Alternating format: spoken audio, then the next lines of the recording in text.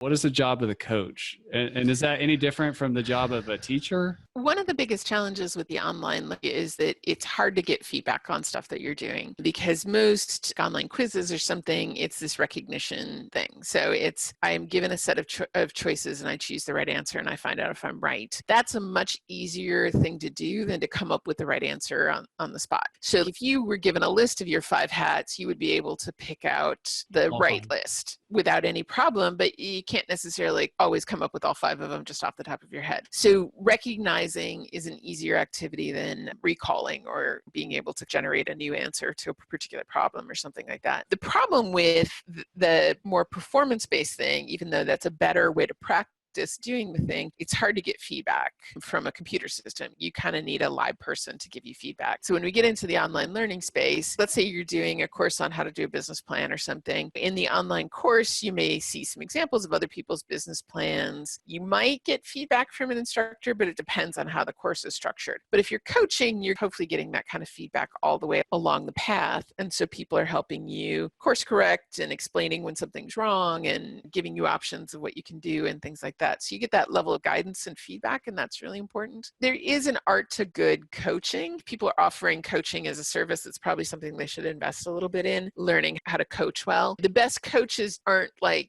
do this, do this, do this. The best coaches help you figure out how to act in certain circumstances. So a really good coach will ask you questions to lead you towards answers rather than just telling you the answer. There's some skill associated with being a good coach, as well as just having expertise and being able to provide feedback on things.